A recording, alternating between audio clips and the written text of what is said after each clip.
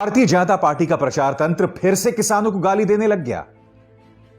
कंगना रनावत, जो कि भारतीय जनता पार्टी की सबसे बड़ी चाटुकार हैं, इन्होंने हमारे किसानों को फिर से आतंकवादी बता दिया और किसान को आतंकवादी बताया तो बताया, देश को भी गाली दे रही हैं। अब ये आपकी स्क्रीन पर इन्होंने क्या कहा और इन्होंने किसके जवाब में ये बात कहा, मैं आपको बाद में बताऊंगा। सबसे पहले इन्होंने क्या कहा आपकी स्क्रीन पर।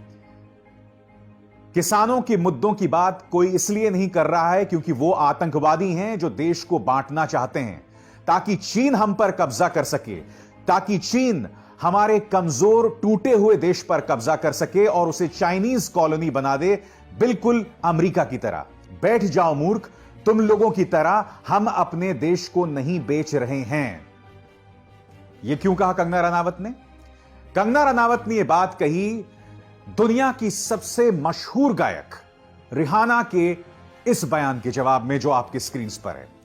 और इसमें रिहाना यह कह रही हैं कि आखिर हम सब किसानों के प्रदर्शन के बारे में क्यों बात कर रहे हैं। अगर आपको समझना है रिहाना की क्या शख्सियत है तो आपको यह समझना होगा कि सिर्फ ट्विटर में इन्हें 10 करोड़ लोग फॉलो करते हैं, इनके 10 करोड़ समर्थक हैं सिर्फ ट्विटर में।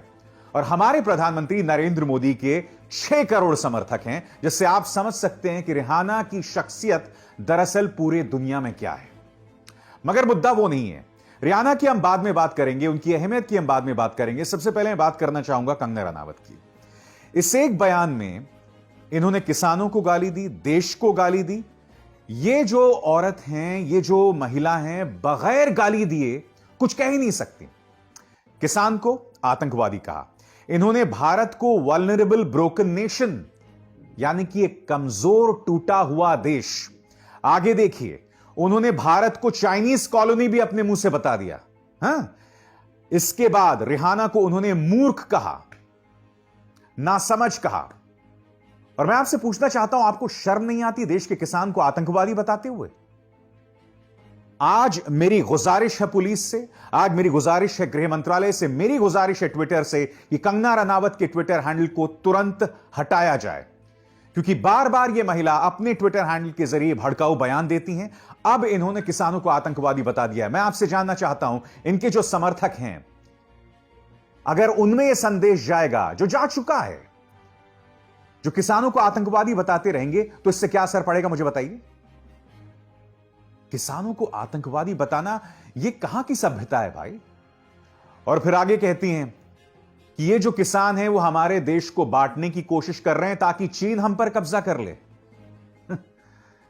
हमारे 20 सैनिक मारे जाते हैं मोहतरमा कंगना, 20 सैनिक शहीद हो जाते हैं और प्रधानमंत्री नरेंद्र मोदी के मुंह से आज तक चीन शब्द नहीं निकला है।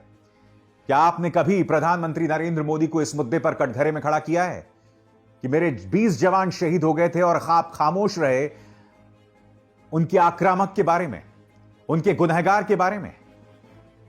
चीन अब भी हमारी जमीन पर कब्जे किए बैठा हुआ है और उसके बारे में आपके मुंह से एक शब्द नहीं निकलता। कितना जलील होंगी मैडम आप। और देश के बारे में कहना वल्नरेबल ब्रोकन नेशन, टूटा हुआ देश। टुकड़े टुकड़े गैंग कौन है भाई? अगर आज की तारीख में आपको लगता है कि मेरा देश टूटा हुआ है तो इसका जिम्मा किसी और का नहीं बल्कि पिछले 6-7 सालों में जो सरकार चल रही है, जिसने देश के अंदर टुकड़े टुकड़े गैंग और न जाने किस तरह की चीजों का समावेश हमारी जुबान, हमारी बोली में हुआ है, यह उसका परिणाम है। अगर देश टूट रहा है तो उसके लिए कटघरे में वो सरकार है जो पिछले 6-7 सालों से सत्ता में है, जो तमाम राज्यों में सत्ता में रही है। क्या उस सरकार को कटघरे में खड़ा करने की आपकी हिम्मत है मोहतरमा कंगना रनावत? और सबसे ज्यादा हास्यास्पद बात दोस्तों, रिहाना ने जो कहा उस पर भारतीय विदेश मंत्रालय की प्रतिक्रिया भी आ गई है।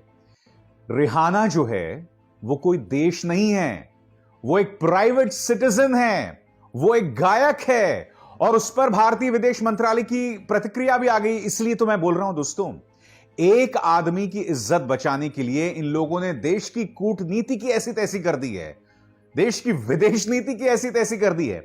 आपके स्क्रीन पर दोस्तों यह है भारतीय विदेश मंत्रालय की प्रतिक्रिया, वो प्रतिक्रिया जिसमें अर्ध सत्य के अलावा कुछ नहीं है, और सबसे बड़ा अर्ध सत्य उनकी पहली प्रतिक्रिया में है।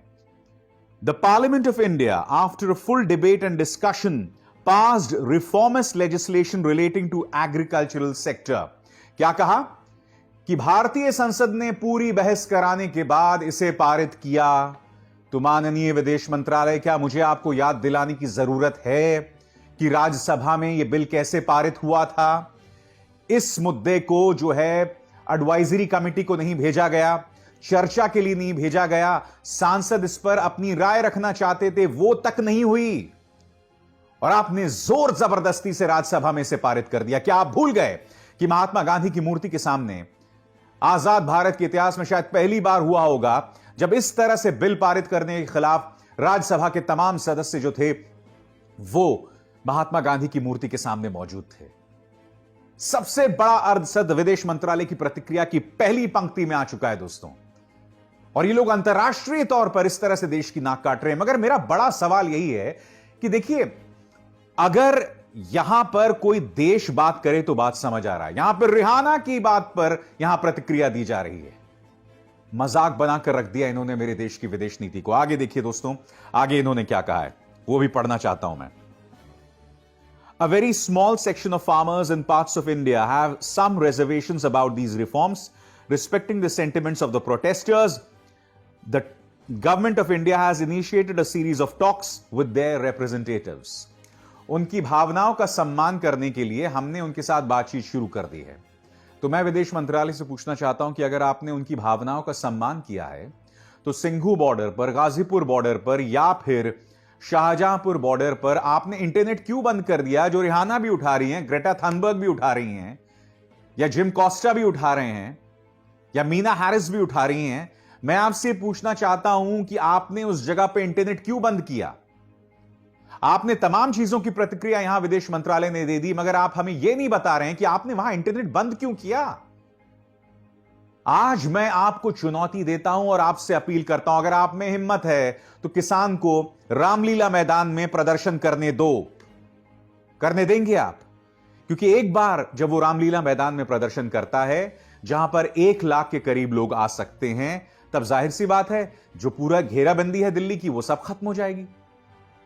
यानी कि अगर ट्रैफिक में दिक्कत आ रही है, उस इलाके में आपको इंटरनेट बंद करना पड़ रहा है, तो वो सब बंद हो जाएगा ना। आप उसे रामलीला मैदान में क्यों नहीं आने देते? विदेश मंत्रालय अपनी नाक इस तरह से कैसे कटवा सकती है? देश की इज्जत का सवाल है भाई, देश की इज्जत की तो आप बखिया मत उधेड़िए। एक प्राइवेट सिटीजन क्या कह रहा है उस पर आपने रिएक्शन दे दिया। वाकई दोस्तों, मुझे बहुत दुख होता है कि भारतीय जनता पार्टी सरकार के अंतर्गत चाहे कूटनीति हो, विदेश नीति हो, रक्षा नीति हो, सबका मानो एक